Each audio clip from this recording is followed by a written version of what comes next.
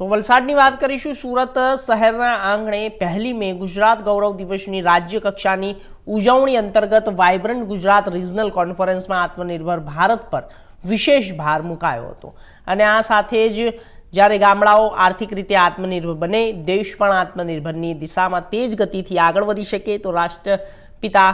મહાત્મા ગાંધીજીએ પણ કહ્યું હતું કે સાચું ભારત ગામડામાં વસે છે। જો ગામડાઓની આર્થિક રીતે સક્ષમ, સ્વાવલંબી અને સ્વચ્છ બનશે તો જ દેશનો સાચો વિકાસ થશે। ગાંધીજીની વાતને સાર્થક કરતા વલસાડ જિલ્લાના ધરમપુર તાલુકાના એવા ગામડાઓની વાત કરવા જઈ રહ્યા છે કે જેના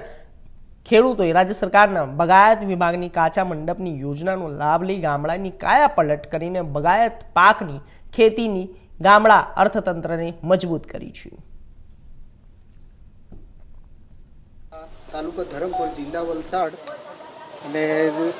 આજે હું મુખ્યત્વે આ જે કાચા મંડપની ખેતી કરું છું એના પહેલાં આજે જ્યારે આ કાચો મંડપ અમે એને ખેતી કરતા હતા ત્યારે આમ જ અમે ખેતી કરતા હતા। પણ જ્યારે અમે આજથી 8 થી 10 વર્ષ પહેલાં બાગાયત ખાતાના જે અધિકારીઓ આવ્યા વલસાડ જિલ્લાથી કે ધરમપુર તાલુકાના જે તે સાહેબો એ લોકો આવ્યા અને અમને કહે કે આવી રીતે નહીં પણ આવી રીતે આ સરકારશ્રીની યોજના છે તો આવી રીતે તમે ખેતી કરજો। એટલે પછી એ લોકોએ ટેકનિક બતાવી અમને અને એ લોકોની ટેકનિક પ્રમાણે હવે અમે કેવી રીતે લાઇનસર જે ખાડા કરવાનું તે પછી ટેકા લાઇનસર એ રીતે અમને કે એ બતાવી લાઈન એ પ્રમાણે અમે આ બધી આ ખેતી કરીએ છીએ। આ ટીંડોળાની ખેતી કે પરવડની ખેતી એ બધું કરીએ છીએ એટલે એમાંથી અમને સારો એવો લગભગ કરીને સરકાર શ્રી તરફથી અમને લગભગ 40,000થી ઉપર અમને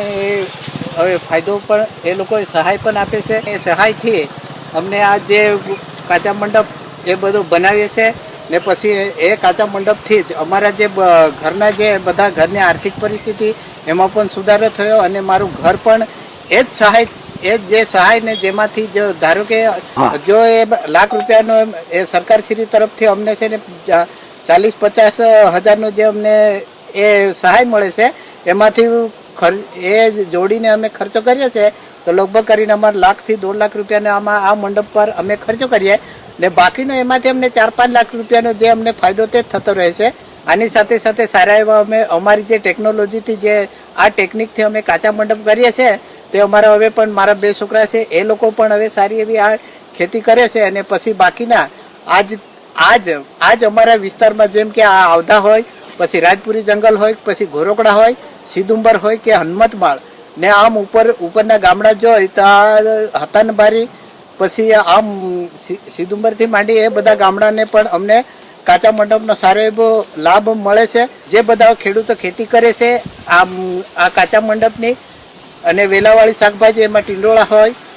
પછી દૂધી હોય કે પછી કારેલા હોય કે પછી અન્ય જે કંઈ ખેતી એ બધી ખેતી કરીએ ને હમણાં સારી એવી આર્થિક પરિસ્થિતિ